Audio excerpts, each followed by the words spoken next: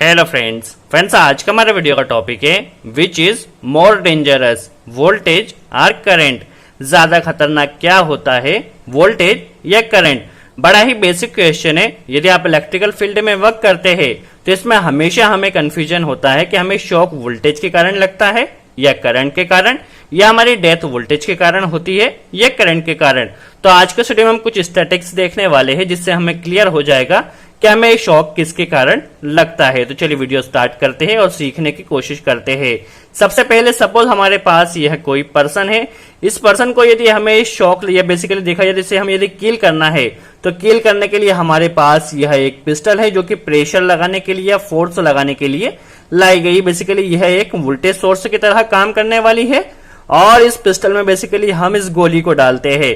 तो ये पिस्टल के अंदर गोली का क्या काम होता है, एज ए करंट की तरह ये काम करती है क्योंकि ये फ्लो होती है तो ये एज ए करंट होती है और जो पिस्टल होती है वो एज ए वोल्टेज होती है। चलिए अब किसके करंट क्या इफेक्ट होगा हम समझ लेते हैं। सपोज हमारे पास यह जो गोली है, इस गोली को हम डायरेक्ट इस पर्सन को हाथ से फेंक कर मारते हैं या यूं ही मारते हैं तो इस कंडीशन में क्या होगा, इस पर्सन को चोट जरूर लग सकती है बट इस पर्सन की इस गोली से डेथ नहीं हो सकती।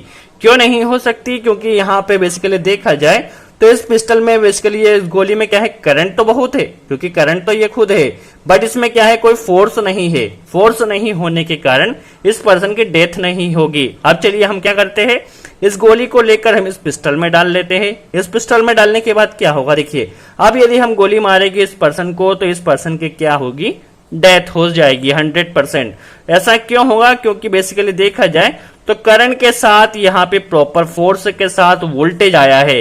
वोल्टेज के होने से क्या होगा, इस पर्सन को शॉक लगी क्योंकि काफी फोर्स से गोली आने वाली है।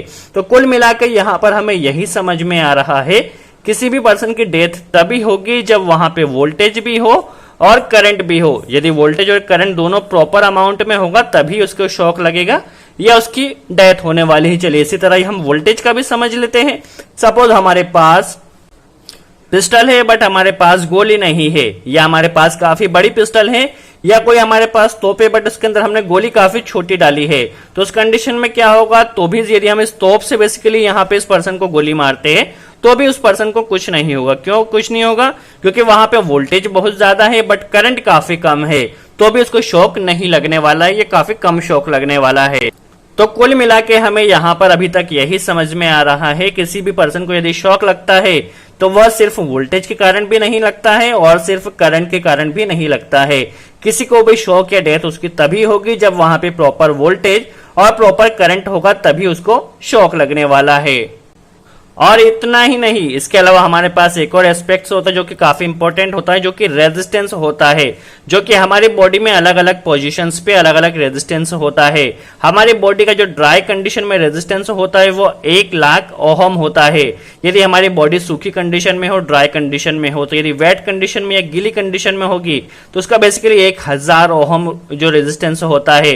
यदि हमारे हार्ट का रेजिस्टेंस देखा जाए तो ये काफी कम होता है, बेसिकली 100 ओहम के आसपास होता है। यदि फुट टू लेग रेजिस्टेंस देखा जाए तो ये बेसिकली 500 ओहम होता है। तो ये काफी इंपॉर्टेंट रोल प्ले करता है कि आपको जो शॉक लगा है या करंट लगा है वह कहां पे लगा है, किस पोजीशंस पे लगा है। यदि आपको हेड के आसपास या ईयर के आसपास आपको शॉक लगता है तो आपकी डेथ जो होगी काफी कम वोल्टेज और काफी कम करंट पे हो जाएगी क्योंकि रेजिस्टेंस वहां पे काफी कम हो जाएगा। यदि रेजिस्टेंस कम हो जाएगा तो आपको ज्यादा शॉक लगने वाला है, जैसे कि ओम्स के नियम से हमें दिया गया है IV=IR। यदि रेजिस्टेंस कम होगा तो वोल्टेज और करंट बेसिकली दोनों साथ साथ बढ़ने वाले हैं। इसके अलावा देखा जाए तो आपकी बॉडी में और भी कई फैक्टर्स होते हैं, जैसे कि आपकी स्किन कैसी है। यदि स्किन आपकी प्रॉपर होगी तो रेजिस्टेंस ज्यादा होगा, आपको शॉक इतना ज्यादा नहीं लगेगा। यदि आपकी स्किन कटी पिटी होगी तो आपको शॉक ज्यादा लगेगा। इसके अलावा वोल्टेज और करंट का मैग्नीट्यूड कितना है इस पे भी डिपेंड करता है, कितने टाइम के लिए लगा है, 1 सेकंड, 2 सेकंड, 10 सेकंड, ये भी काफी इंपॉर्टेंट रोल प्ले करता है। इसके अलावा आपकी बॉडी पे स्वेट या पसीना है या नहीं, यदि पसीना होगा तो भी आपकी रेजिस्टेंस कम होगा। तो ये कुछ इंपॉर्टेंट फैक्टर्स होते हैं जिनके ऊपर हमें डिपेंड करता है कि कितना शॉक लगने वाला है।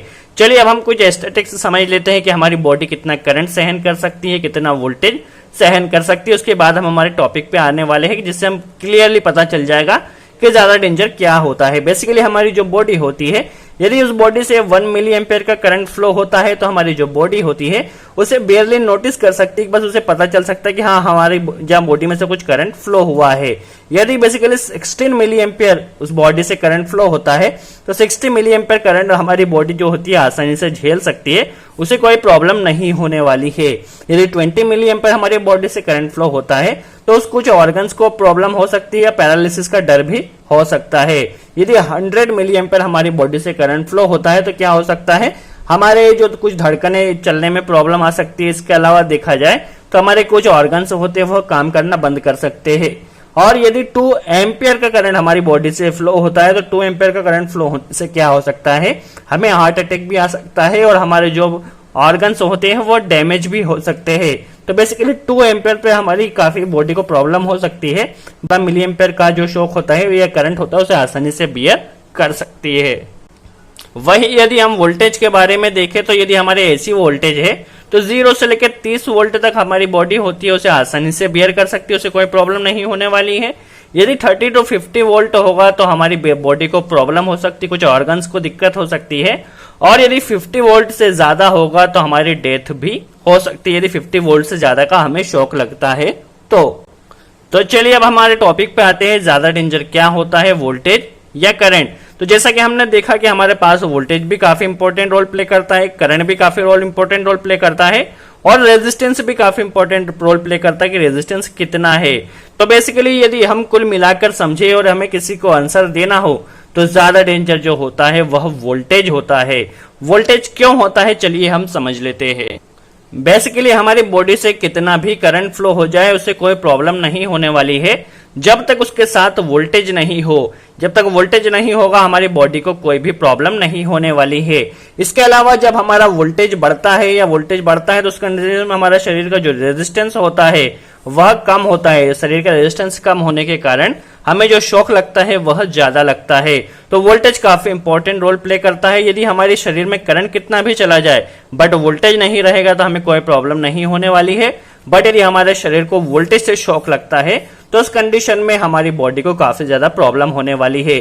सो आई थिंक वोल्टेज ज्यादा डेंजर होता है। आपके हिसाब से क्या ज्यादा डेंजर है आप बिल्कुल कमेंट्स बॉक्स में बताइए। हमारी रिसर्च के हिसाब से और जहां तक हमें नॉलेज है कि वोल्टेज ज्यादा डेंजर होता है।